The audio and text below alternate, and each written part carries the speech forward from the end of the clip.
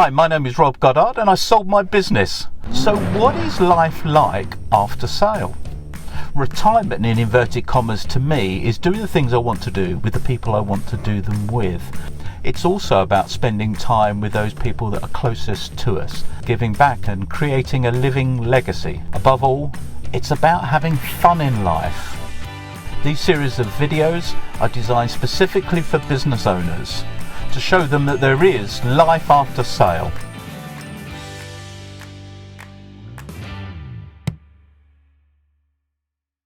Welcome, my name is Rob Goddard and I'm with my good friend and, buddy.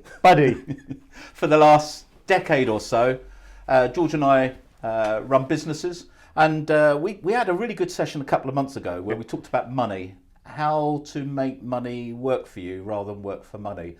And so I wanted to do something along the lines of cash and money, and currency and all of that, but develop the idea. And it was prompted by this book, Rich Habits, by Thomas Corley. Haven't read it, so I'm looking forward to it. I like thin books. Yeah. I've written a couple of thin books. Is there plenty of pictures? No, some charts. What this does, it documents good habits of people that are self-made millionaires and studies that have been done internationally. Yep. What do people make their money in different ways, but what is the secret sauce? Yeah. What are the common traits? And there were 15 that they found from various studies around the world, depicted in this book. And what I want to do is use that as a launch pad for us to have a discussion. We'll have a few slides come up and we'll have a chat. Okay, sounds good. Okay, so I love to do quizzes. God, no. Last time I failed miserably last time, I think, if I remember rightly. Well, there was a bottle of JD and Coke. Yeah, true. 2 bottles. So, who's this guy then?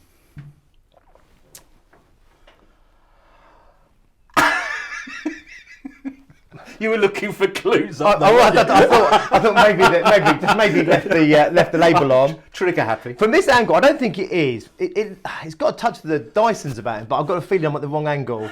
Yeah, no. No. He's called Jim. Okay.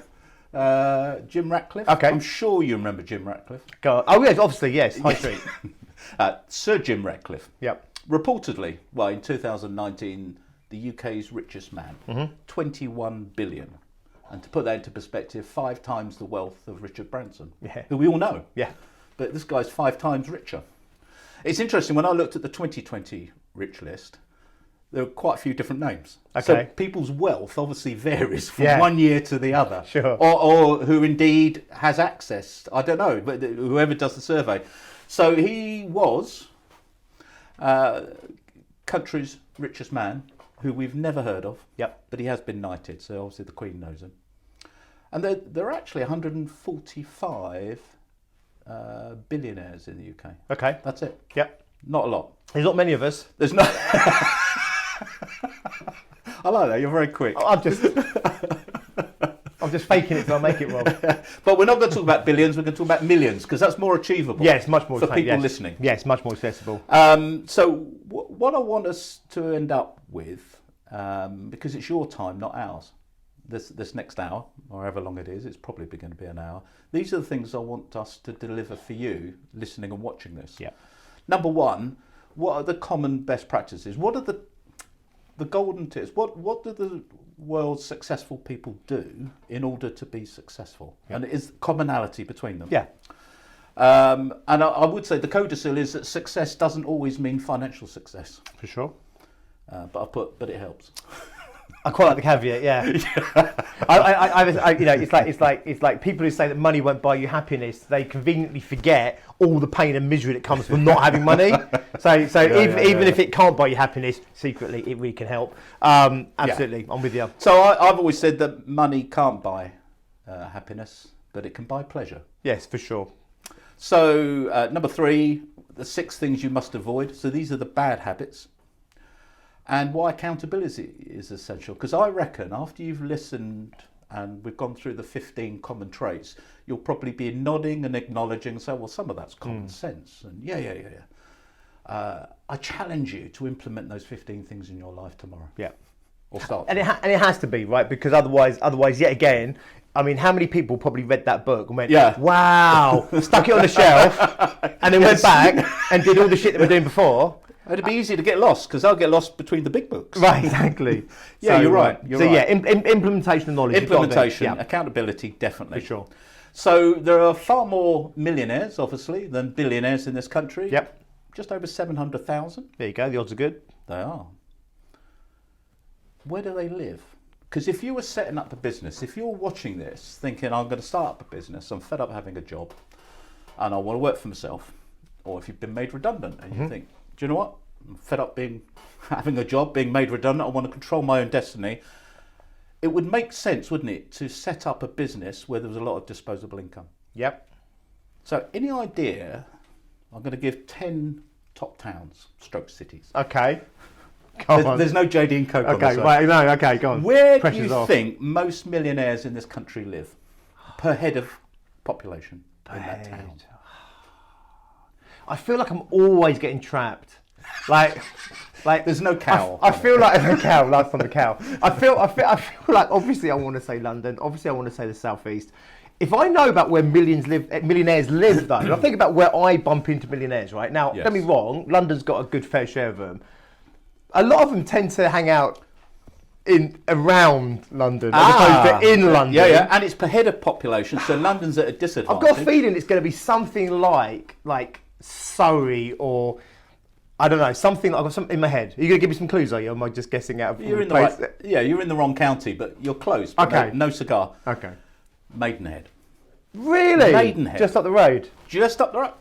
Just miles. Wow. Okay. Just up the M4 a bit. There's a lot of money around Maidenhead. There is. Yeah. There's also a lot of money in number 2, which is Cambridge. Okay, makes sense.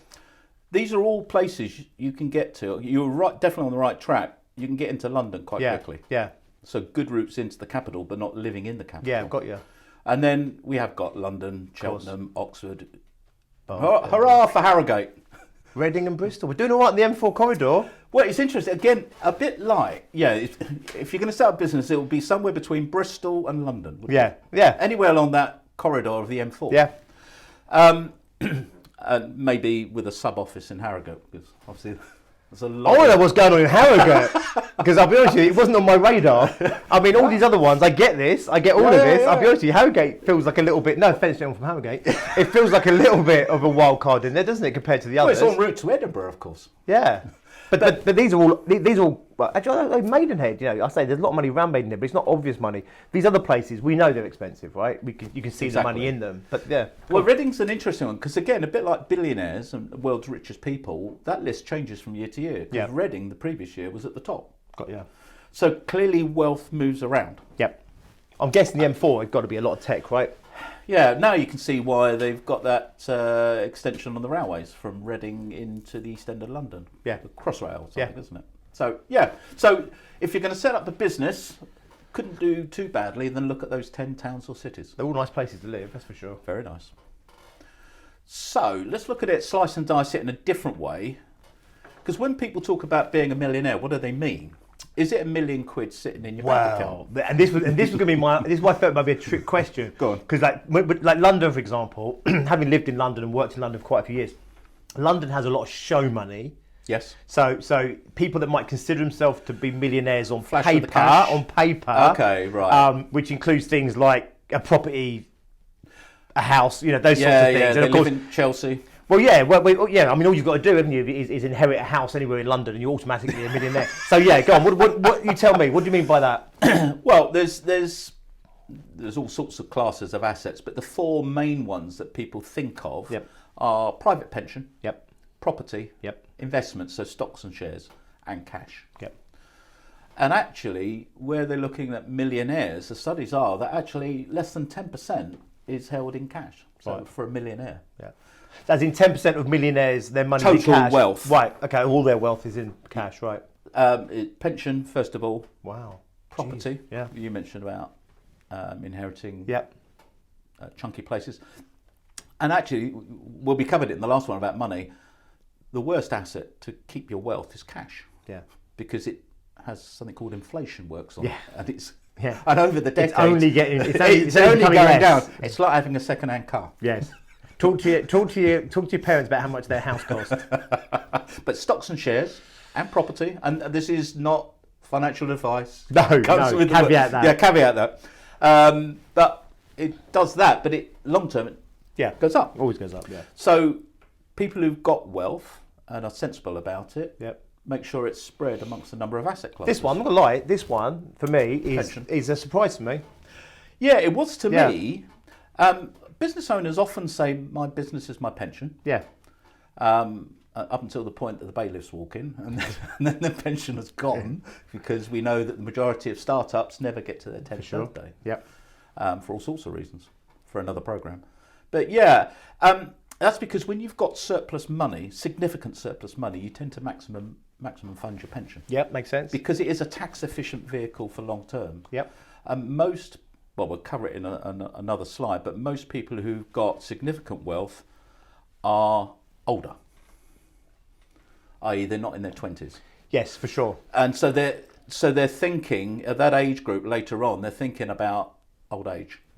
And so they're wanting, now they've got some money coming in, surplus wealth, they want to make sure that they've got a comfortable financial retirement. Makes sense. So, now this was an interesting one.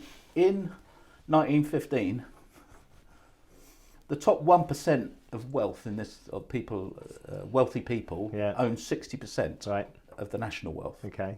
Just the top 1% slice. I was really surprised at this figure. So in recent history, 20%. Wow. So you talk about the redistribution of wealth. Yeah. It's become more egalitarian. And I didn't know that, because if you read the media, you would never believe that. Yeah. You'd never believe that had been redistributed. That I honestly thought it was going to go up again. Just from. Because I had this thought, right? So I had this thought, and I look around. And I was talking to Trace about it, driving around. And I look at houses that they are. You know, you look at like back then, and even go back to the 1800s and that. Yeah. You know, people, the extraordinary wealth. And the lords. Yeah, extraordinary wealth. You still these stately homes, and like even David Beckham can't afford them now. You know what I mean? And so my eyes tell me that this is true. But actually, you're right. If you listen to the opinion of the world or whatever, the mainstream, you'd absolutely believe that it was still completely disproportionately. So I that did surprise me. I think where you square the circle is that the gap between the richest and the poorest has grown. Yeah. But that doesn't mean to say that more people aren't richer than they were over 100 years ago, more than 100 years ago. And this is the UK, yeah? UK, yeah. Okay. Yeah. Be interesting with different other countries. I mean, that's the most recent figure I could find. I couldn't find anything else that was newer, but it gets the point across. I think mobility. I think last year it might have gone the other way a bit. I'll be honest with you. I think the balance is tipped a bit last year. 2020. I think the rich got richer and the poor got poorer. Yeah, but overall, I think there's a positive message, which is wealth is more mobile these days. For sure, more accessible. More accessible. That's it. That's just the word I was looking for. And the Office of National Statistics wouldn't lie. They wouldn't lie. We live by them. Government statistics. The ONS. Never heard of them until about a year ago. Right. So this is number one. Right. So What are they doing? The 15. What are they doing? This is what self-made millionaires do. One of 15. They always set goals, targets, but more importantly, keep themselves accountable. And I know that is a pet thing for you. For sure, yeah. So I have a little saying, which is very few people set goals. Out of those that do, hardly any of them set them properly. Out of the ones that do, barely any of those do it consistently. Yeah. And for me, goal setting only works when it becomes a way of life. So it's not something you do for like 1 year or whatever. It's like going to the gym. You don't go to the gym for a year, lose some weight, and then think I'm done. It's a lifestyle change you have to make. And for me, goal setting is absolutely a fundamental part of lifestyle, as part of your business lifestyle and personal life as well. As you know, we set goals across our club in both personal and business. But the accountability is the magic pill. Yeah. I mean, everyone's trying to sell a magic pill. And I don't want to give away in case you've got anything coming up. So I don't go for it. Well, at least they know it's unscripted. Unscripted, right? Okay, right. So I don't want to make. Go for it. I don't want to steal anything coming up later. But yeah, no. I mean, even if you follow a perfect goal setting plan, even if you set your goals properly, make them time bound. Yes. Have a plan of action for achieving them. Yeah. Right. And set that goal. Right. Even when you do all of that, which is basically smart goal setting that everyone's been taught, smart goal setting, SMART. you still only got a 50-50 chance of achieving that goal, right? Yeah. When you commit to accountable people Yeah. who are going to hold you accountable, and you're open to being held accountable, it goes from 50-50 to 95% success rate. Yeah, So it doubles pretty much. Pretty doubles, right? So I sit there and say, if there was like setting a goal, you get a certain percentage. If you have a plan and that, it goes to 25%. If you do make it time based, so all these things make small changes to your chance of success of achieving a goal. But the moment you are open to accountability and you're willing to have specific accountability to those goals, it leaps from 50% to 95%. So pick up on the analogy of the gym, you need group training. Yep. And maybe a personal trainer as well. And do you know what? It's exactly right. So if you go to the gym, for different things for different people, right? Sometimes what you need is one-to-one, specific one-to-one coach, mentor. Right. So I sit there and say that person's brilliant when that person has a specific skill set that you need, one-to-one. And then, of course, you've got the class analogy, right? So you go and do training in a group. So, a bunch of you go and do, go and do spin together Monday, Wednesday, Friday, or you play football together or sport together or whatever. That is obviously going to be a success formula compared to buying a gym membership and meaning to get to the gym, right? I want to get to the gym. I kind of, it's the execution. I think that's the difference. That's the difference between the success and failure of goal setting. It's obviously it's not the goal setting that makes the success. It's the taking action against those goals. And the magic formula, I say that, inverted commas magic formula, because it's not that magic, is literally be held accountable. Have someone who genuinely holds you accountable, or be part of a group or a community where you feel accountable to that community. That's where the majority of the success comes from. Well, apparently with the studies that have been done and contained in this book, 67% of self-made millionaires have monthly, quarterly and annual targets. For sure. Which is exactly what we do, right? It is. So find a group. Yep. And find a person. Find a group, find a person, 100%. So you'll like this because both of us are unemployable, and I dare say a few people out there watching this are unemployable too. Okay, Self-made people, self-made millionaires, like living by their own rules. Yep. They don't like the structure of others. Of course they don't. And it's obvious, isn't it? When you meet, and there's degrees, right, from complete rogues. Yes. And we forget now, right? Because Branson's getting a bit older, and so we don't necessarily see Branson as the cool bloke, right, anymore, right? A little bit, right? When's the last time he went in a hot air balloon? That sort of thing, right? But he's well in his 70s now, and he's bless him, right? But you forget, unless you're of a certain age, you forget Richard Branson was like the biggest maverick in this country. Absolutely. He took on BA, didn't he? He took on BA, the waistcoats, taking on coke. Yes.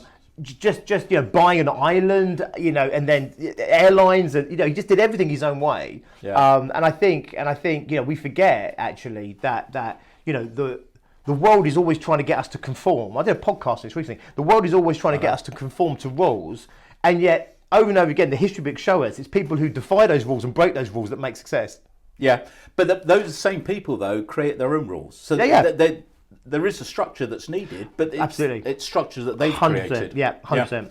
And you get this, right? Because obviously it's about getting a result. So you have to do what you need to do in order to get the result. And the trouble is, most people, if you go and work for someone else, you're doing things that you're meant to do.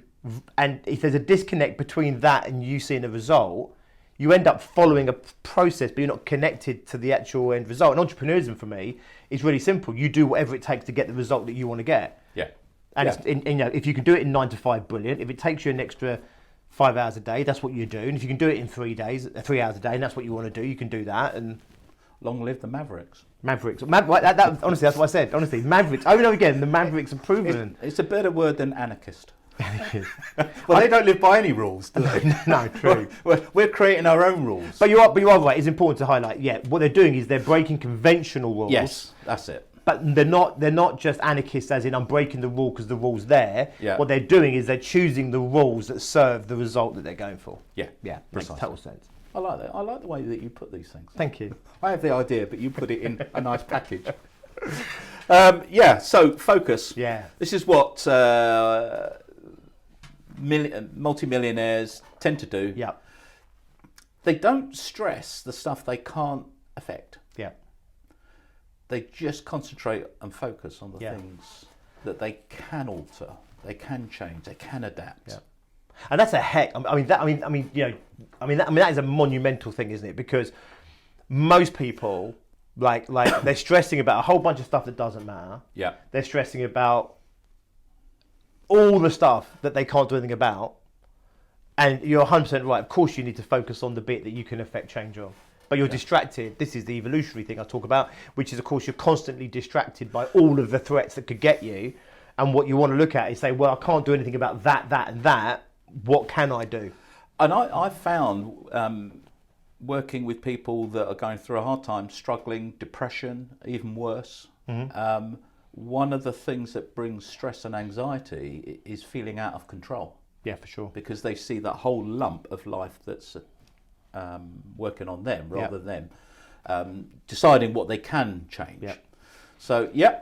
But also they've shown, by the way, they've shown in terms of employment happiness and just general happiness and fulfillment, that actually there's a direct link with the perception of being in control.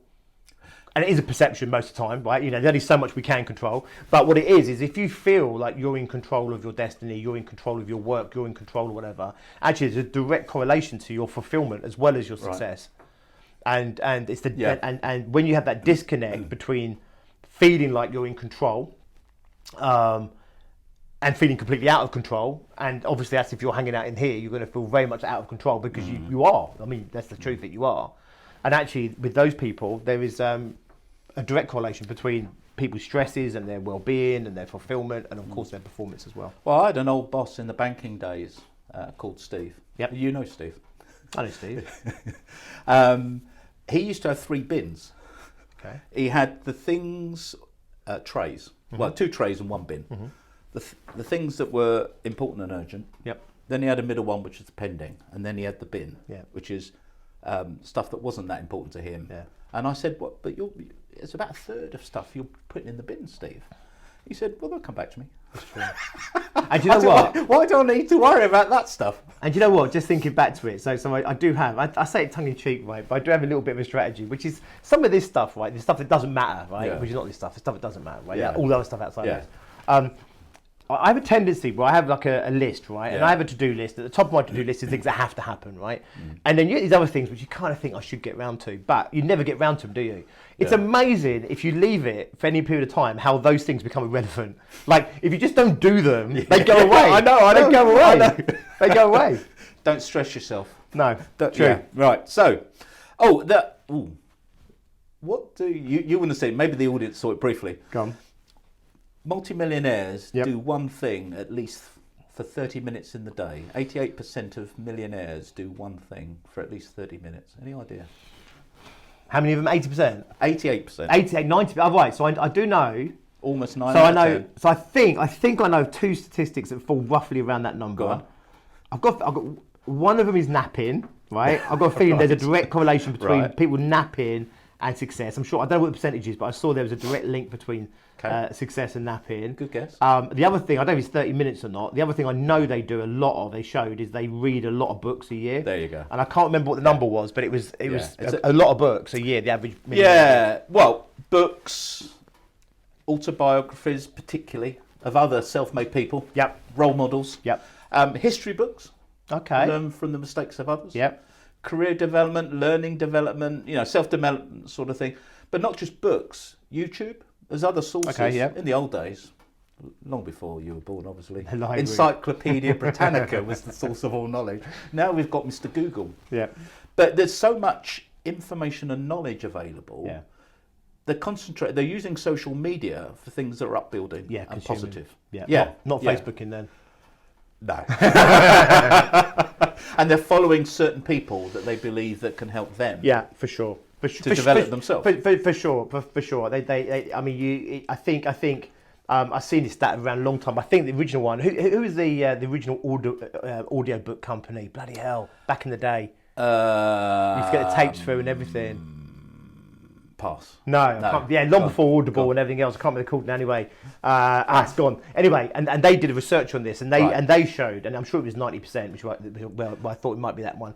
They talked about 90% of millionaires read, and there was so many books. They said, not hours. It was so many books, whatever. But of course, it makes sense, doesn't it? Because if you're living your life without all you've got is your immediate reference points, haven't you? Yeah. And not everyone's got super successful people in their immediate vicinity. So where do you find that, right? You have to go and locate it elsewhere. So you find that wisdom in a book, or as you say? I've got a confession to make to you. Go on then. Right? Because you put out a lot. I mean, it's well over 200 podcasts. I am, You've put out. I have. You're maybe on 290. I don't know. I don't know what the exact number is. I think I'm about 280 something. 280 something. Yeah.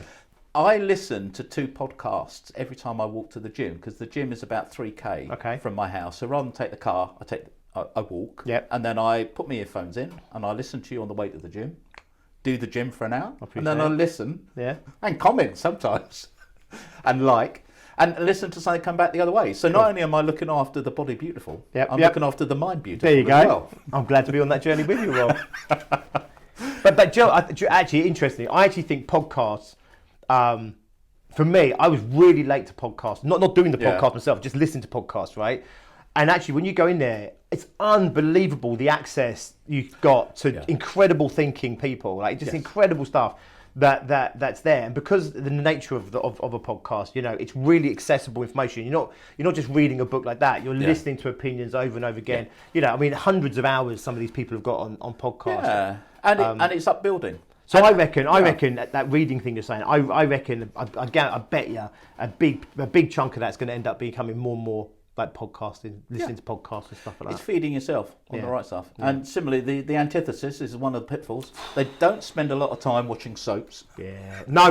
Oh my God, don't start. The only way is whatever. I've got a feeling Bob's deliberately lit that as bait for me. That is because one of my absolute pet hates. Oh my God, one of my pet hates is soap operas. Right? It's like the only 2 reasons to watch a soap opera is you either watch it to feel good about yourself, your own life, right, which is pretty sad, or you relate to the people, which is even sadder if that's true. Soap operas. Oh my God, it is literally. It's like if you imagine you're on a nutritional plan and a gym plan. Yes. You know, like if you want to go like, what's the one food that is probably the ultimate opposite of what you're trying to achieve with good health? It's probably sugar, right? It's probably the worst thing. I know fat's a bad word, but sugar's probably the worst thing. Highly processed sugar, right? For me, that kind of shit, like soap opera stuff, is literally the worst stuff you could possibly do to your brain. Yeah, I hasten to add that a good friend of mine and former client works on EastEnders.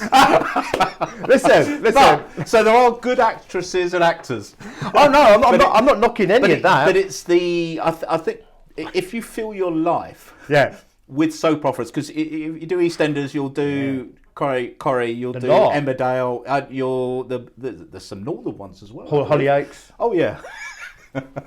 No, it's the farm one. I mean, we can all have guilty pleasures. It's the extent, and I reckon that we, as a nation, we're unaware of how much we watch on TV. Well, the other thing that's happening is it's on in the background. I mean, you know, obviously a lot of entrepreneurs work from home anyway. They do, right? They have home offices and whatever. For the last 12 months or so, most people have been forced into that environment anyway. So actually, most people are working. Yeah. With this thing sat in the background. I've been guilty of that. Right. Me too. Right. And the problem you've got, right? The problem you've got is everything on this has an agenda, right? Yes. It's trying to pull you in further. So you know, things like EastEnders, right? I used to watch EastEnders. I used to quite like EastEnders back in the day. And then is it every day now or something? I can't remember. But 3 times a week. Right. And they start getting more and more prolific. So you end up Neighbours is every day and stuff like that, isn't it? And you start getting pulled in. And I think. Look, there's better things you can do with your life. It's about balance. It is. No offence to your people. My lovely friend. Look, it's one of the best, right? So I'll give them credit for that. It's one of the best. Right. Oh, number 6. Yes. Now, this is an interesting one. They don't gamble. Okay, yeah, no. That makes total sense. In the sense of just putting it all on black. Yeah. But they do take smart financial risks. Yeah. So they are risk takers, but they don't gamble. And I thought that was an interesting differentiation. I guess the difference, I'd say I haven't read the book, but I'm guessing one of the differentiators between risk taking and gambling is gambling when it's down to pure chance. Risk taking is when you've balanced out the risk rewards and it's an intelligent, well thought through risk that you're taking, right? Yes. Right. I can remember, you know Alex Petty. Yep. We were sitting in a cafe in Monte Carlo, looking at living the dream. Living the dream. Look at the casino, and saying, if I emptied the bank account and put it all on black, I've got a 50-50 chance of doubling my money. Yep. which actually is probably a better risk than trying to grow a startup. I've said this as well. Like if you think about it, so the chances, so if you liquidated all your assets and put it on black, right, you've got a 50-50, well, a bit less than that, isn't it? I think because a house. Well, there's the green, isn't there? Yeah, so it's 49, 51 or always something. They've got the edge. Yeah, 49. I think it's 49.51. But basically, you could double your money in 2 minutes of a spin or 30 seconds of a spin. Yes. You'll never get that odds anywhere else in life. So it's almost an evens chance. Whereas if you played the lottery one week, put a quid, or liquidate all your assets and put it on lottery tickets, you still probably wouldn't win. No, because you got a 1 in 26 million chance. Yeah. So I think that's a really important successful business people do take risks. Yeah. But they're not gamblers. No, I totally get that. So it glanced on that one. I know from my own experience, I had a wake-up call about 3 years ago where I went for some key man insurance and had the medical and diagnosed with diabetes. I didn't know I had diabetes, although I suspected things weren't quite right as I was getting older. And they wanted to put me on drugs. I mean the doctor prescribed. Yes. I said no. I said I wanted to, because I'd read up on the drug that they were going to recommend. I needed to eat less and exercise more. And within 4 months, I'd gone into remission on type 2 diabetes. Yeah. But that was 3 years ago, and I've carried on the gym thing. So I'll go 3 or 4 times a week now, and I've got a personal trainer. It's become now part of my routine. Of course. And I've got a lovely other half that tries to restrict all the naughty stuff food-wise. Yeah. Because you can't out-train a crap diet. And you know what? And I wonder, just sitting there thinking, I wonder if this is a newer thing or not. Because when you think historically, let's go back to, I don't know, like 1930s, 40s, whatever, that kind of era. You always think about the fat cat, right? And it's the bloated guy, fat cigars, scotch at 11 o'clock in the morning and that. Yes. And you picture these guys, and they don't look healthy, but I wonder, so I don't know for sure, but I wonder if that's been a trend that's actually shifted over the years, because I know now, when I look at the people who, and obviously there's unhealthy ones out there, but when you actually look at a lot of these really successful people now, they really have strict nutritional regimes, and they have really strict training regimes, and they get up, they're working crazy hours, some of them, right? But they'll get up an extra hour earlier to make sure that they do their gym training and stuff like that. And it makes it's obvious sense, isn't it? I mean, it's the better shape you're in, the more energy you're going to have, the healthier you are, the longer you're going to live. You've already said about money and wealth; it loves longevity. So the longer you're alive, the richer you'll get, right? As long as you're doing the right thing. Compound interest. Of course they do. Of course they would do this. So as I said at the start, some of these things are common sense. Of course they would, yeah. But if we could all implement these common sense things, we wouldn't need gyms. Because people don't see it as a direct link, do they? So people look at what they're losing. So they think, if I go to the gym, it's going to hurt. I'm going to lose this, that, and the other. I can get up earlier. If I eat healthy, I've got to give up pizzas. And what they're looking at is the pain of what they're losing, and they're not making the direct link that actually. Number one, just do this. Of course, you're going to live longer and be happier and healthier and everything else, right? So it makes sense that this would be a good thing to do anyway. Yes. But I guess it's that. You need a book like this, or what we're talking about here, which is actually saying, no, this isn't just one-off random stuff. This is a common theme across all millionaires, that whilst there's going to be some people that aren't, and whatever, as is always the case, as an average, this is what they do. And therefore, you could do a lot worse than follow their suit, right? Well, 3 out of 4 millionaires exercise at least 3 times a week. Right. And that doesn't mean just 6 minutes looking at a piece of machinery that plugs in. Trying to cheat. It's like an hour. Trying to hit. So it's 3 hours. Some hit training. Yeah. 3 minutes a day. Yeah. So the vast majority, 3 times a week. Of course they do. And if you look at like Richard Branson, so I'm a big fan of Richard Branson, right? And I look at he's the pin-up in the entrepreneurism, and I've listened to his audio books and stuff, and I love an autobiography myself. You're talking about those because it's like a manual. It is. They're not telling you what to do. What they do is they share their life story, and then they're giving you a manual on how to think and how to see things and how to perceive problems or challenges and all this sort of stuff. And of course, when you look at Richard Branson's life, 70 years old now, great shape. He kite surfs and tennis in the mornings, and he's all over this, right? He is. And I would say that you can eat meat. This isn't an advert for vegetarianism. No. It was a nice picture. It is a nice picture. I'm not recommending that all to be a multimillionaire You have to be need vegan. to eat vegetables. No. Far from it. So you mentioned sleep a moment ago. Yes. So millionaires tend to be early risers. Yep. And they sleep well. And they don't tend to stay up too late. Right. So they're not early hours drinking. I bet they don't drink much alcohol at all, do they? I don't know if that's coming up or not. Again, but interesting, when we talk about sleep well, the studies have shown at least 7 hours is pretty normal for most millionaires. There was a huge push, wasn't there, right? And I don't know when it was, right? So I've been in this game for a little while, personal performance and stuff. Yeah. There was a huge push going back maybe 10 to 20 years ago about how to train yourself out of sleep. How you can go from 7 hours sleep. And I think, I don't want to misquote him, but Arnold Schwarzenegger talks about sleeping faster, which I think is a really cool way of saying it. Is that right? He says sleep faster. You need 8 hours sleep faster. So I like that. I like the idea of sleeping faster rather than less sleep, right? But basically, so he's advocating less sleep. And I know there's a whole load of, and Tony Robbins, I don't know now, but Tony Robbins back in the day, big fan again, he was definitely advocating at some point, I know, about removing sleep. If you need 7-8 hours sleep every night, there's only so much you can do with your waking hours, therefore sleep less, if you like. Right. But I know for a fact, because I've been looking into this, because this is my biggest one. I don't know what's coming up next, but it'd be hard for me to imagine. There's I'm a really terrible offender at this. I'm definitely not a lark. I'm naturally a night owl, and I've done a lot of looking into sleep, and its direct links to obviously health and all these sorts of things. And what they're saying now is there's no way that you can be healthy, right, and not be sleeping these sorts of hours. Right. If you can't. Yeah. And whilst there's the odd person that can do less, for the vast majority of us, that's about what we need, 7 hours. Britain, of course, had a leader who took great pride at only sleeping 4 hours a night, which is Thatcher. Yeah, Margaret Thatcher. Yeah, used to the catnap. Blessed Margaret. Used to catnap. Yeah, but there's always exceptions, but they're usually in bed by 11. Yeah. Millionaires, and they're up by 6. They get their 7 hours. Yep. 11 till 6 is the regime. Yeah, So makes sense. what I'm not saying from these 15 is you have to do all 15. Not good. But it's not cause and effect. I'll eat some more vegetables. But you wouldn't go far wrong if you implemented quite a few of these, if not all 15. But I think also what it is like anything, isn't it? This would be a massive life overhaul to suddenly implement all this stuff.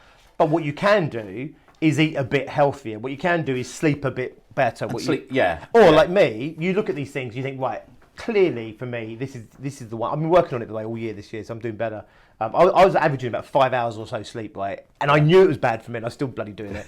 I've got myself to an average of probably just under 7, about 6:30, 6:45. Right. So I'm working it back up. But yeah, there might be one here that stands out to people, thinking, you know what, that one thing is so bad. Like we can all read a bit more, fine, right? But if you know that you're so bad at this, then it makes sense to do something about that, right? It does, and I bet there's a few people thinking right now, well, if I had 20 million in the bank, I'd sleep well. And actually, the reality is the reverse, because once you've made money, the wealthy, richest people are now worried that they're going to lose it. Yeah. Because once you've had it, it's very hard to come back down. Apparently, I've been told, and there's a part of me that kind of thinks I wouldn't mind their problem to see what it's like. But I have been reliably informed that apparently billionaires suffer with incredible stress. Yeah, and it's that whole anxiety of losing it, but also it's the anxiety of, can you trust anyone that comes into your proximity? Can you trust any new friend? Can you trust any person? Because do they want something from you and stuff like that? So apparently, the richer you get.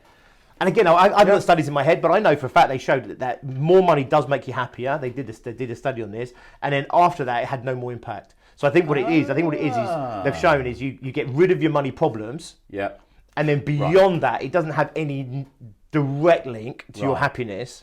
Right. But then the more you get, then of course you can potentially get anxiety as well. So I get that. Yeah. So you plateau. Yeah.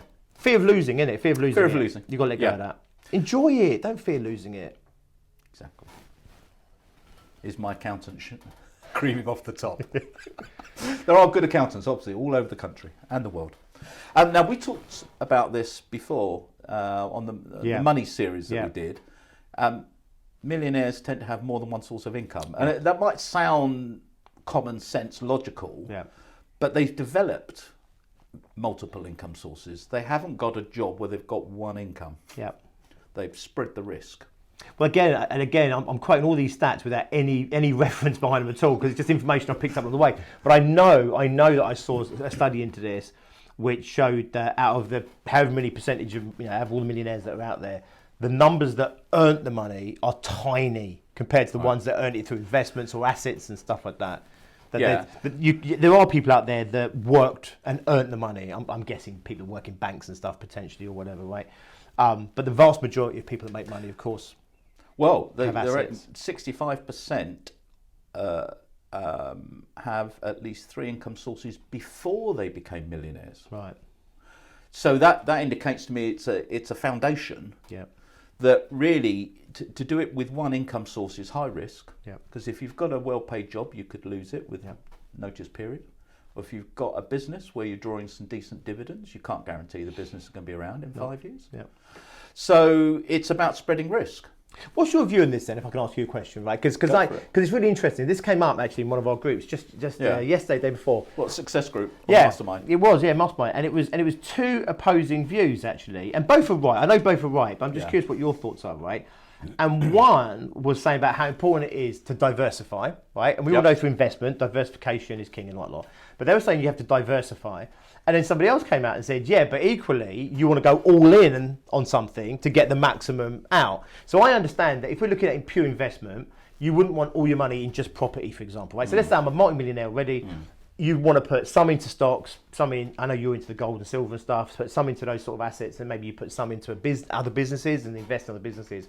I get that once you've got the money. What's your view on that journey? Because I think it is important to understand that obviously these people are already millionaires. So it's like, did they do all of this after, or did they do this? They had 3 income sources before right, exactly. So therefore, it's an implication that either the mindset behind that goes hand in hand with becoming a millionaire, or the actual doing that helps towards a millionaire. Maybe both of those. But what's your view? Because I'll lead you a little bit in my thinking, and then you can change. I don't mind disagreeing. No, right. So what I say is, if you're in the early phases of a business, you want to go all in your business. Yes. If you make 20 grand out of your business, put 20 grand back in your business, because you could double your business in a year, right? And you did it. We saw you do it. You saw many others in my group do it, right? So you go from 50 grand to 100 grand, from 100 to 200, 200 to 500 grand, year on year, right? Yeah. And of course, the risk is all of your energy and money and that is tied up in one thing. Yeah. My kind of thinking is you go all in, build surplus, then diversify, right? Now, that doesn't mean millions, by the way. I'm not saying you have to have millions. I'm just saying... the principle. Yeah, right. What's your personal view on I that? completely agree. Okay, good. All in to get it off the ground. Once you've got surplus cash, is then to buy assets, but not any assets, but assets that produce income, like property. Yeah. Maybe gold and silver, although that's volatile. I've bought into stocks and shares as well. I watch a prominent YouTuber, Tom Nash, and he's a financial analyst over in the States. And he now he's a full-time YouTuber. Right. And I find it fascinating. I've probably invested, low-level stuff in each one, probably 15 companies, both in the UK and the US. Okay. Some tech, some not tech. Some's traditional, some's tech businesses. And they're going up and down. What I'm learning is that to make money on stocks and shares, it's a long haul. Right. And these day traders, I think there's a bit of a myth here. Sure, you could get lucky, but if you want some long-term reliable investment, it's going to take years. Yeah. So I'm putting a bit of money in different companies. And I'm learning. I had never bought stocks and shares before. Yeah. So gold and silver, got some cash, got some property, and invest, as you mentioned, into Christmas time. I invested into a motorcycle business. I've seen that. Yeah. Startup, seed investment. Yeah. With a friend of mine. So all of those have different risk profiles. Yeah. But not all of them are going to fail. And I think that's the venture capital model. Well, I know it is, where they'll invest in 10 things. Maybe only 2 or 3 will come up trumps, but those 2 or 3 will. And I think this flourish. This is important, isn't it? Because I think this is what you're talking about today. Is like the thing, the trait characteristics and the traits that millionaires have. Yeah. That especially this one we know for sure. Right? It's proof. Like they're saying they had them before they even became millionaires. So we know that these things help you to achieve that million. And then, of course, what you're saying then, of course, it's much easier to be able to diversify across property and loads of other things when you've got a load of money, right? So, which is why money makes money, right? If you do the right things with money, when you start having that extra surplus, of course, that's how they continue to. Yeah, and I think that spreading a risk works in a business front. I understand the niching. Do I niche down? Yeah. And I would say yes. Yeah. But also, once you're building up momentum, it's sensible to consider diversification because you don't want to be a one-trick pony. Because one day that one product might become obsolete. There might be a legislation change. There might be a competitor enters the marketplace and takes your market share. So I think the answer is a political answer. I think both of your members are right. It's just when. And this is what I came up with, because I spend a lot of time with the really small business owners, right? Like your startups, sub 100k kind of business owners. I spend a lot of those getting them to focus in, right? Because they naturally keep tinkering and playing and looking for other things. It's like, no, you haven't even begun to tap into the opportunity here yet. And what you're doing is you're weakening your position by going wider. You don't want to be a jack of all. We could use adages to suit our point of view, couldn't we? You don't want to be a jack of all trades. You want to be a master of one. Right, I've got you. But okay, so we're in the same path. What I kind of believe, you get tunnel focused. Yes. You get some momentum, you get some growth, get some success, and then you start looking at right. That's exactly what I think. Because that then becomes the safety and security. Well, my pension, I've been putting into a pension since I was 18. Very happy at 18 to take high risk investments because I thought, well, it's 40 years away, 50 years away before I retire. There's a lot of time for recovery. When you get older, you want your risk profile tends to diminish because you don't want to lose what's been built up. For sure. So multiple income sources. I do mean legitimate, obviously. Yes. No brown paper bags. No, you'll like this one. Yes. People who are successful mix with positive people. Of course I do. Because people who are miserable also hang out with people like themselves, and people who are unsuccessful also hang around with unsuccessful people. So we like people like ourselves as a general rule. And the hardest thing can be is to say, right, because I see it all the time. Like, okay, so if you're not a millionaire, you want to hang out with millionaires because it's one of the most powerful things you can do to become a millionaire is be around millionaires. But why the hell would a millionaire want you there? So I know. So I've had this conversation with people, which is they say, oh, I want to go and hang out with millionaires, and I'm like, okay, but why would they want you there? I understand what you get out of this. So you've got to bring something to that, right? So either you're lucky enough or you're savvy enough to find a great mentor that might embrace you and pull you into those groups, or you sit on the sidelines a little bit. So go and join a Swiss golf club and hang on the sidelines or whatever. You could bring them drinks, or become useful to them in some way. You know what I mean? Like you've no doubt you've come across this. There are people that have a problem to every solution that you provide. And I have to say, I've just given up with those people. Because you're hitting your head against a brick wall. Because it'll be, but. Or, I've tried that. We've done everything. It's exhausting. I've done all. It is exhausting. It's almost like your energy saps away. It's like a negative drawing of energy. We've had this where literally one person in a mastermind, right? And one person, right, and someone said, oh, you know what, I think you should look at doing this. And they went, no, I've done that. And he went around the room and literally like 9 other people, right, like of their peers, all said, I think this would work for you. And they still defiantly believed that they were the only one that was in possession of the wisdom. And it was like, no, it's not going to work for me. And it's like, you might want to, if 9 other people you respect are saying you should look at it, then maybe you should. I knew a guy, still know a guy actually. And he's, last time I spoke to him, he was about 250 million, right? So I'd say he's getting there, right? He's getting there. Sterling. Pounds. And 250 million, right? And what he did was he absolutely got himself a mentor, a billionaire mentor. Right. And he said the leap between even like hundreds of millions of pounds, right, to billionaire, he said the leap in mindset is monumental. It's as big as people who've got not a pot to piss in and a millionaire. Right. That leap is a leap again to these guys. And what he did was he literally got himself a mentor, not a paid mentor, like someone that wanted to he liked him and was invested in him and stuff like that. And he got this mentor. This mentor introduced him to other billionaires. And what he did was actually have this little group of billionaires. Yeah. And he said that was one of the most powerful things he had in his life to keep pulling him forward through the millions and hundreds of millions, was actually the fact that when you see a billionaire, they think so different, even to someone on 100 million. They think so differently, the way they talk and the way they think. So the game isn't over once you've cracked it with the first few million. And he said, the guy he spoke to, he said there's another level as well. So he had people another level up. He said, and trust me, they think differently. It's like the Freemasons. It is like that. There's always another level. There's always another level. There's always another level. Yeah, I think you'll remember this a few years ago when we were in the height of Brexit and the country was divided. Yeah. Some people were putting a lot of stuff on Facebook. Yeah. And I know I have a thing about Facebook. It's called social media because all I want to see is people on holiday. Yep. What meal they had at a nice restaurant. Yep. I don't want to keep hearing political stuff. Wow, you've been in the wrong places for the last year or so. But I mean, everyone does it. Yeah, a lot of people do it, yeah. and that's fine. But when it's one post after another, Yeah. and you're getting 3, 4, 5, 6 a week. So I put a message out. I don't know whether you caught it about 3 years ago about Brexit that social media is for social things. Right. Okay. And I'm going to unfriend. Anyone. Oh, you're one of them, are you? You did one of those posts.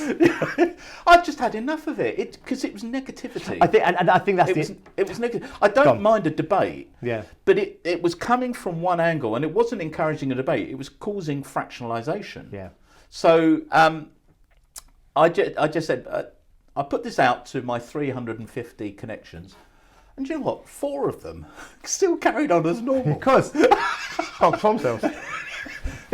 I think what it is because this is environments, right? And this is such a big part of what I talk about when I talk about environments, right?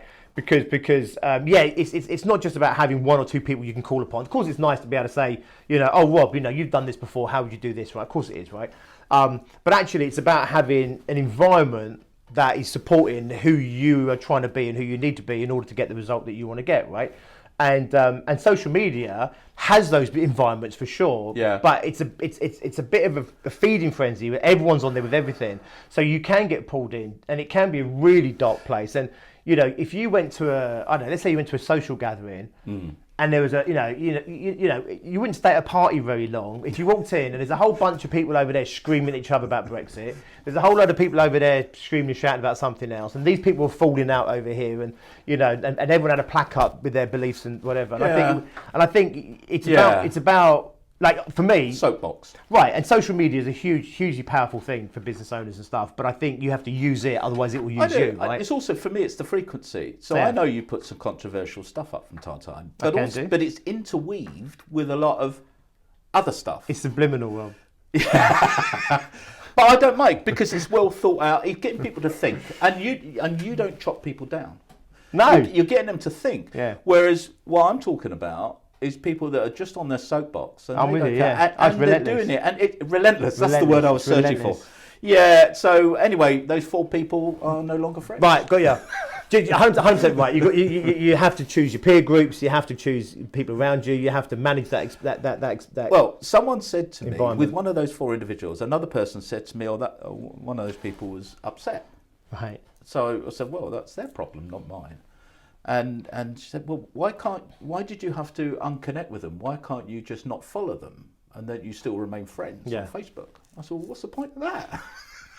I do say that I talk about self-esteem and I talk about confidence and stuff, and if you're around people who support you and who breathe life into you, right? Yes. That's a valuable support group, a network, an environment. If you've got people around you that bring you down, make you feel worse about yourself and what have you, right? Of course, it's you. You're allowing that to happen. But it's much easier to feel good when you're surrounded by positivity than it is to feel good when you're surrounded by negativity. Therefore, social media for me is just an extension, isn't it, of another environment, right? And where you choose to spend time, I think, is incredibly important. And that's what that slide's all about. Where they spend their time. And social media is just an online equivalent of the local, the pub or the club or the business group or whatever it might be. Yeah. And I have this thing which is, and I'm not knocking it at all, by the way, because I think a lot of small business owners do really well networking. As you start to become more successful, you do network still. You know that, Rob, right? You just don't necessarily go to the networking groups to do it. You might network in other ways. But the problem you've got with networking groups is actually, most of the people there, they're not particularly successful people. They're okay, but they're... Well, usually they're trying to sell to you. Right, well, yeah, that's that one's well. But also... Everyone's poacher. But a lot of them are kind of like salaried people. Right, professionals. Yeah, I'm not knocking sometimes. them all, but, they're trying to... Or they run their own businesses, but, they're running businesses at 30 to 40 to 50 to 60K maybe. Yeah. Occasionally you'll come across someone doing 100 or so thousand, but you don't get these millionaires hanging out there. So the problem is your group, your peer group becomes people around you who are doing similar turnovers to you in business. Yeah. So you're not getting exposure to that next level Millionaires up. tend to network within smaller groups with similar people. And it isn't about selling. Like if you go to the East India Club in London, you can't even pass a business card in the bar. Sounds good. It's just not the done thing. Yeah, I get that totally. I can imagine it. Anyway, this is a positive angle. Multi-millionaires aren't there just feeding themselves and getting rich. They actually are quite altruistic as well. That's quite common. People don't believe this. I had talking about ranting and rowing on social media. I did have a falling out with someone on social media many years ago about this very thing. Right, they were knocking someone. I can't remember who it was. It was someone that had climbed Kilimanjaro, raised money for charity, and she was saying, "Oh, it's all self-serving. These Brad Pitt, Angelina Jolie type people out there, blah blah blah." But you look at these people. When you look at the amount of wealth. Okay, I get it, right? So I don't know. Let's say an actor earns 20 million for a film, and they give away $1 million, right? I get. Yes. We could be thinking, give more. But if you look at the amount that rich people do actually give back, and everyone's always bitching about, you should pay more taxes. Well, they already are paying more taxes because they're earning more money and you pay on what you're earning, right? But also they're saying, you should give more, contribute more. Well, I'm not saying there aren't the proverbial Scrooge out there, the miser out there, whatever. Of course there are. But the people I've seen with money are some of those generous people there are.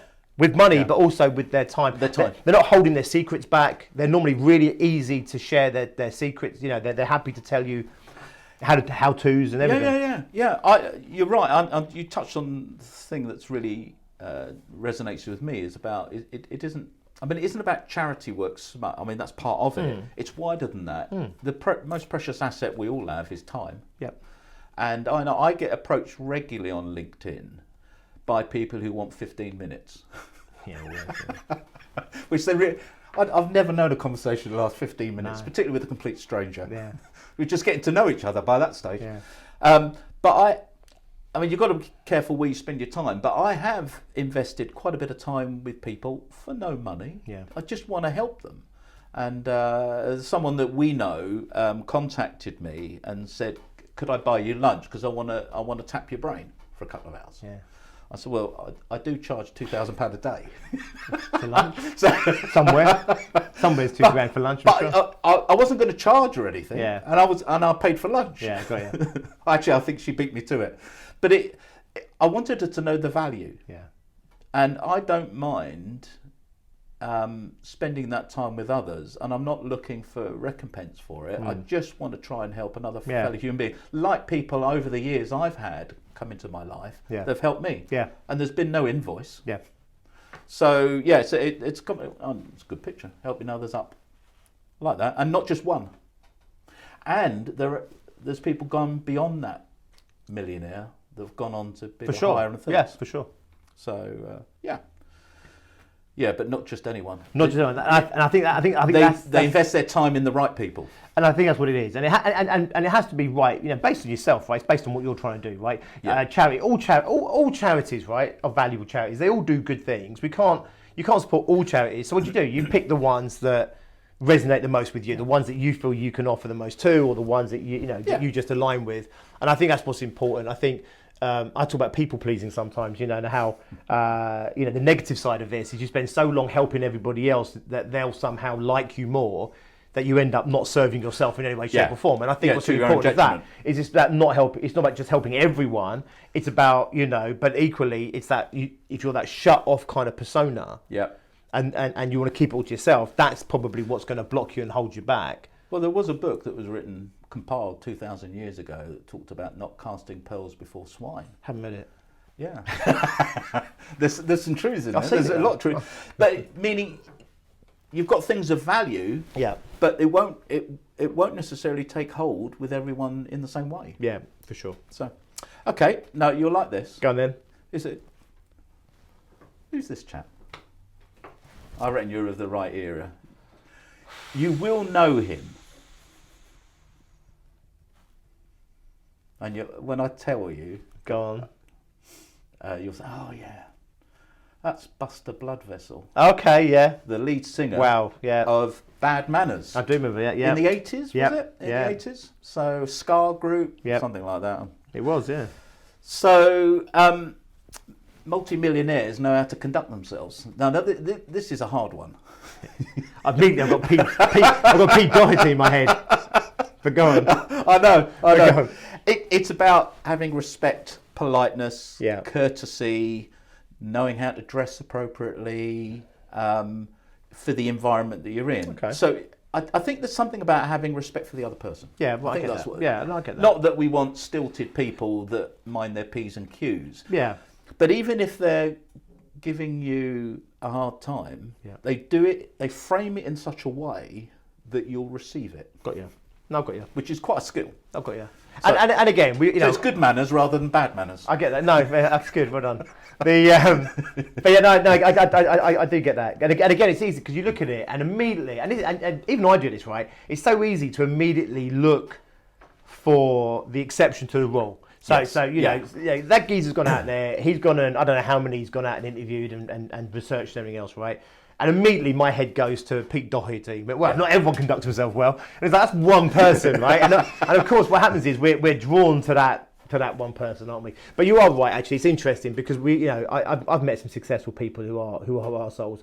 But equally, again, when I think about the majority, so here's a true story for me, right, Rob? So I remember going to a party once. It was a Millennium party, Okay. and we thought it was the end of the world that night. Remember, right? All the computers, The were going to computers, stop. it's all going to go wrong, right? And there's when my uncle lived, right? So my uncle kind of connected to some wealth, Yeah. and they inherited a house in this particular village. Yeah. And in this village, there's a hill, Right. and the higher up the hill you are, Yeah. the wealthier you are, right? Okay, right? And it's it's ridiculous. This status thing is incredible, right? Okay, and I won't say any names. Okay, I won't say any names, but you'll know the guy at the top. But my uncle and my aunt inherited this house near the top of the hill, right? Okay, so they inherited it, and the person across the road is multi. I don't know how. He's got to be a billionaire, right? He has to be a billionaire, right? The One of the 145. He's got to In be. the UK, He's got to be. I mean, his car collection alone is hundreds of millions. I might be wrong, right? But I'm guessing he's got to be thereabouts, right? And it's really funny. We went to and he was hosting the Millennium Party, and then everyone was pretty good, pretty successful on that hill. But the lower down the hill you went, the harder everyone was trying to please and be some fake, right? And yet the people at the bottom of the hill were still super successful, but in the presence of everyone else up the hill, everyone knew where everyone was on the hill. Oh, you're from the bottom of the hill. Isn't that like that sketch from the 1960s with Ronnie Barker, Ronnie Corbett, and John Cleese? And you had the working class man, the middle class man, and the Right, so it was like that. they're all rich. we all knew our place, Right. but you were looking down and looking up. They were, and they were all rich, right? So they're all rich. 'Cause you Right. had to be rich just to be here, right? You know, so they're all rich. Even the guy at the bottom of the Right, hill, but in different levels. But oh my God, the guy at the top of the hill, right, was the nicest guy, right? Him and his wife, I've met them numerous times. The most down-to-earth people in the world, right? Honest to God, right? And it was this, right? Which is they were just sweet. And back then, I'm going back a number of years, and I was pretty. I'm a bit rough around the edges now, as Trace would say. I was definitely a bit rough around the edges back then. But they never treated me anything other than. But down the bottom of the hill, there was judgment from the bottom of the hill. But the higher you went up the hill, the more they just let bygones be bygones, took everyone as it was. There you go. I thought I'd add that because my brain immediately went to Pete Doherty. Pete Doherty, right? And now I'm sitting there thinking, no, but you're right. This guy is probably the most successful guy I've known. So one of my clients, he has been for a few years. He is a wealthy individual. He Yep. doesn't live in this country. Yep. And his belief system is that we're all made of the same stuff. Because I've seen him when we've been out for dinner, whatever, lunch. He's very gracious and courteous, and he'll take the surplus food from the table and he will have it packaged up, and then he'll find someone on the streets to give it to. And I once had a chat with him and said, I'm really interested in why you do this. He said, we're all made of the same stuff. Yeah. So and we've just been split, like a rock that's split into different fragments. Yeah. So if I meet you, Rob, I'm meeting myself. So I will treat you with the same respect that I treat me. Yeah. And I thought that was a really insightful way of looking at how to relate with other human beings. Yeah. Do you know, it's interesting. The more we talk about this one, I do actually think this is quite important, because I think there's a whole psychology out there where we feel that, that nice guys finish second and all this sort of stuff, right? And actually, I think as a self-identifying nice guy, it's important to remember actually that you can still be successful and even inverted commas like ruthless or whatever, as in tunnel focused and stuff. Yeah, determined. That's a good word. Determined, right? But you don't have to be an arsehole about it. Exactly. And you can be you can be nice and do nice things. And actually, you know what? Even Pete Doherty, I don't even know the guy, right? My brain, I don't know why of all the people, but I guarantee if you scratch the surface, I bet he's done a shit ton of good as well. There you go. All we hear in papers is when he. I think you've rescued that one well. Misbehaved. It's true. There you go. So now we're in the final three. This is an interesting one with business owners, because one of the reasons that people often go in and work for themselves is to have more time, leisure time. Yep. Yeah, right. Who spread that myth? Yeah, right. It's 24/7. No one that's ever made it ever said that. They work hard, but not excessively. Yeah. I mean, 86% of millionaires work 50 hours or more a week. Yeah. But they do get enough sleep. Yep. Most of them. Well, they're buying that time back from the TV and stuff, aren't they? You said earlier. Yeah, that's true. People are always saying to me, "Oh, I haven't got time for that." Well, okay, just jot down everything you're doing in a day, and there are hours that we waste around, right? And I think what successful people probably do is I bet they're just really good at allocating their time. So they might do 50 hours of work, but I bet you they don't feel like they're compromising. I bet they don't. I bet they don't feel like they're compromising because it's not taking from family time. What they'll do is they'll take it from something else that isn't valuable. So if you see an advert, usually on YouTube, could be LinkedIn, could be Facebook, that says just work 1 hour a week and you'll become a millionaire in 3 months, it's rubbish. They're selling you a course, usually ending in a 7. As my friend Mike would say, it doesn't exist unless you get lucky on the lottery. So Rob knows all my buttons. All right. And I do feel like when I come down here, it's like just sit back. I'm not going to name the book, but we all know the fucking book. Right? There's a famous book out there about only working, an hour more than 3 hours a week, one less than 5 hours a week, right? And this book, right? And like the fact you're buying that book means you're never going to make the book work because you're a lazy fucker, right? And it's a bit like the I don't know, lose weight and get fit in 30 minutes a day, right, or whatever, right, or 3-minute work plan. The very nature of the person that's attracted to the get rich quick or whatever means that they're the very person that isn't going to make. So I'm not even going to say that book necessarily. I've read the book, by the way, and interesting. I don't know if you've ever read the book, but interestingly, it's actually got nothing to do with... No, you put me off it. It's got nothing to do with that. It's actually a plan about how to sell shit online and stuff, right? And getting other people to basically... to do it on your behalf, right? So it sounds like a ClickFunnels thing with MLM built in and multi-level marketing. But interesting, it's not a bad model, right? I know. If you want to go and sell T-shirts, hoodies, or I don't know, phone cases or something, it's that kind of model, right? Yes. But of course, the catchy title means it's a massive bestseller because the idea is, I want to make £1 million.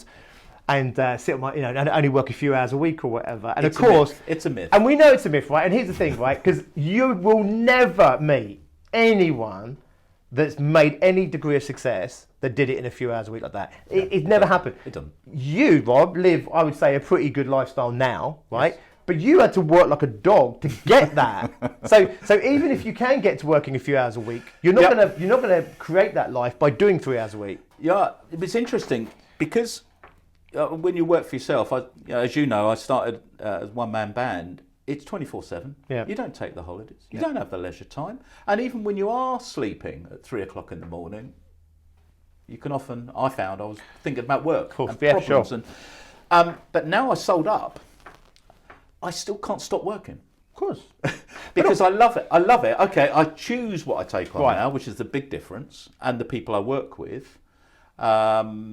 And the projects I take on, client-wise, but I can't stop a habit of 40 years. No. I love work, and I get a sense of identity and purpose, and I know that's a big thing for you as well. Well, I mean, the killer thing there, of course, is there's this. I think there is this view that, you know, when you look at someone who's successful and you look at, because even 50 hours a week, you know, we're saying that like that's hard but not excessively hard. For a lot of people, that's still 15 hours more than they want to work, right? But the truth is, what you got to understand, I think, with the flip side of this is most of the people that I know who are successful like that, it's not like work, right? It's their lifestyle, it's who they are, it's what they do, it's what they're passionate about, and it's what they love. And I think what happens is when we think about working hard, yes, a lot of people compare that to being employed, and you're doing a 35-hour week for your boss, and then having to do an extra 15 hours a week on top of that for someone else. Well, it's not like that. When you're doing your own, if you don't like your job and you work for yourself, then you need to get a better employer, right? Do you know what I mean?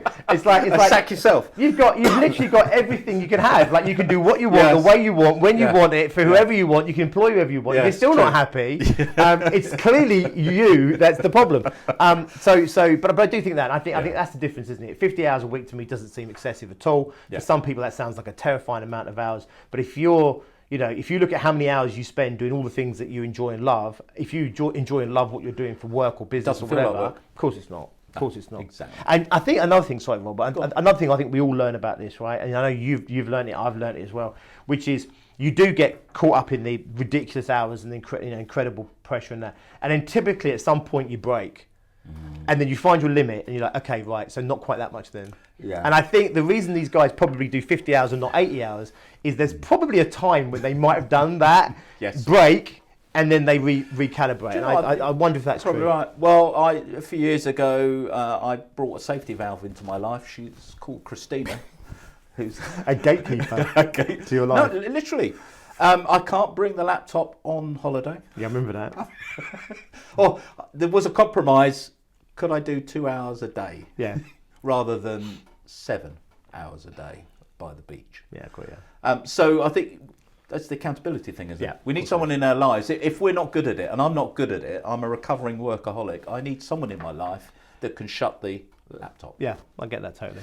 I'm not going to dwell on this one because it's a variation on the theme of who you surround yourself with. Because negative people are like a cancer. It's thrown away, right? All I add is it's thrown away. They say, you're the sum of the 5 people you hang out close with. Right. But now it's more than that now. It is social media, and it is, and even things like autobiographies. That, if you read an autobiography like Richard Branson, he becomes part of your influence circle. Like, you feel like you get to know him, even though he's not directly talking to you. So yeah, I mean, we talked about this a lot, but you've got to really pick and choose who you're around. You are what you eat, and you do take on the people who you mix with, and you're right, on the internet as well. There are people aligned with what you're trying to do. Let's say you're trying to get healthy and lose weight and be fitter and healthier. There's certain friends that will help you do that by choosing on your behalf or with you healthy choices. And there's other people that potentially pull you down a different route, right? And if you're trying to be positive and happy and purposeful and passionate with your business and you're trying to be successful, clearly not everyone that you know fits the criteria of people that are going to breathe life into that, right? Yeah. So of course it's align yourself with the right group. Well, then you end up battling the very people closest to you, which is a nightmare. We don't want that. So last one. Yeah, go on.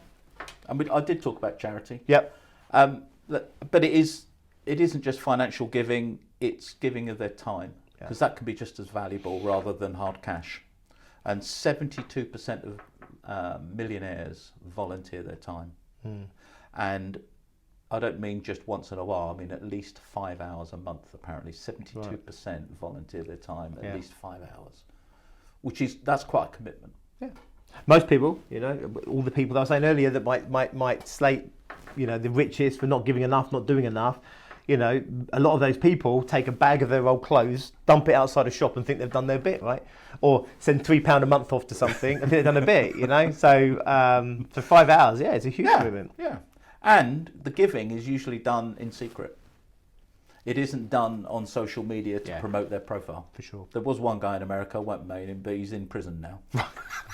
No, he was giving out dollar bills. Right. $100 bills on the streets, giving out. But it was all about building his following. For him, it's all about him. For him. Yeah. So, rounding things off then. So, key learnings. Yep. Sorry, you're going to stretch your neck there. Success, don't believe the get rich quick schemes.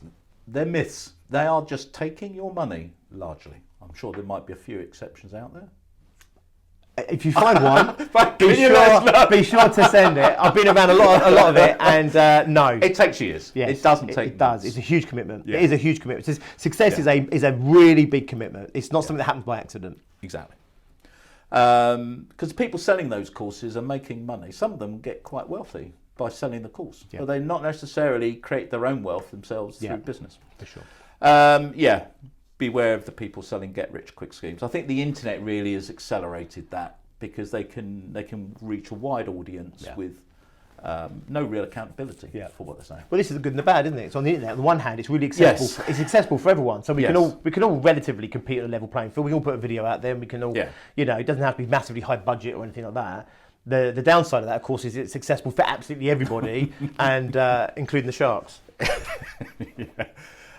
You mentioned it, aligning yourself with the right people. Yeah.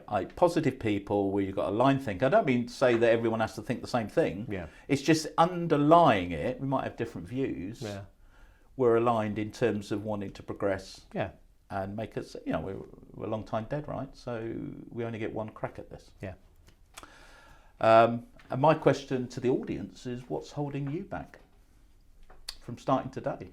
So if you're not a multi-millionaire, and most people in the country aren't, there's only 715,000 at the latest count, multi-millionaires or millionaires. What's holding you back? And if you don't know what the first step is, get in touch with this chap, because I've spent almost a decade, I think it was 9 years. Oh, it's got to be close now, isn't it? In your success group. Yeah. One of the reasons that I had success in business, and I've had ups and downs, but generally, like the stock market, ups and downs, but generally goes up, was being part of the groups that you and Tracy have been running for the best part of a decade. You should have like-minded people that are positive, encourage you, support you. They do challenge you. I mean, I can remember every month there'd be a challenge. Sure, always, yeah. But it was like iron striking iron, iron sharpening iron. Yeah.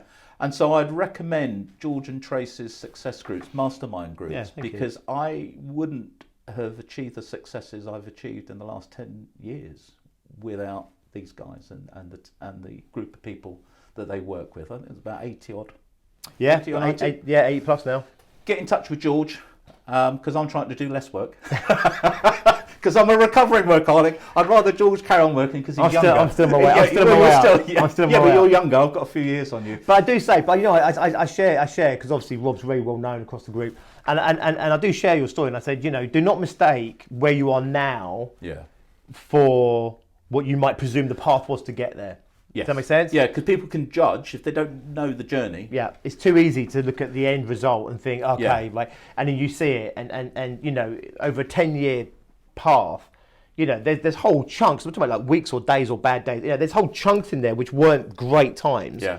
That you do have to navigate to get through. You do. And it's just so much easier to go through those. I always say, you know, this is great, right? You know, when we get people and we help them grow their businesses, we love that, right? Of course we do, right? But where we really earn our money is in the dips. Yeah. And when things get tough, and if you haven't got the right people wrapped around you, if you haven't got the right environment, the right culture, the right stimulus, the right challenge as well, and not people, you know, when we say about aligned people, it's not about having people just agree with everything you say. Aligned is, I want to be successful, Rob wants to be successful, he wants me to be successful, I want him to be successful, and everything comes from that place in the heart, which means that we're only doing it for each other's good. Yeah, we're not competing. No, exactly, and there's nothing in it for me personally to say something or not say something, and therefore you can trust the information that you're in that proximity of. So it's not always what you want to hear, but it is always your success groups aren't get rich quick schemes. It'll take years of being a member, which is good news. We just said no, but what it is. So we help businesses, right? Well, we help businesses from startup, right? Yeah. Okay. So we even go back not that long. We'd never really touched startup businesses. We used to pick them up once they were doing maybe 20, 30 grand, and then pull them through from there. But actually, you know, we've started working a lot more now with startups because there's a lot more startups coming on the market. Yep. And the problem you've got is a lot of startups, their friends and things, and their social circles are people from corporate. Right. So they don't have access to entrepreneurism. So they'll go and follow a business guru. But the business guru is way beyond where they need to be right now. What they need is that startup strategy. You're the bridge. Right. So we help businesses now go literally from their inception, you know, all the way through as far as they want to take it. And for me, you know, that is multiple years, you know. And of course, if you went back and did it again, Rob, you could do it in half the time because you know twice as much now. Well, I know what mistakes, what things to avoid. Right, for sure, right? But I tell you now, if you don't have the right people around you, it will take you twice as long to do it on your own, you know. And I think what's important about this is to understand that it is, you know, that what you're talking about here, and so much of what you're talking about here, is being around people and having peers in your life who are aligned with what you're trying to do. They think in ways that you either do think or ways that you want to think. They're aspirational for you, but also they're confidants and they're supporters, they're challengers, their accountability. We talked about 95%, you know, the extra 45% comes from that accountability. So I appreciate you mentioning it. That's all right. And I'll leave the audience with a final thought. If you want to make your first million, get in touch with this guy. Thank you for your time, and do get in touch with either of us. Awesome. Bye-bye. See ya.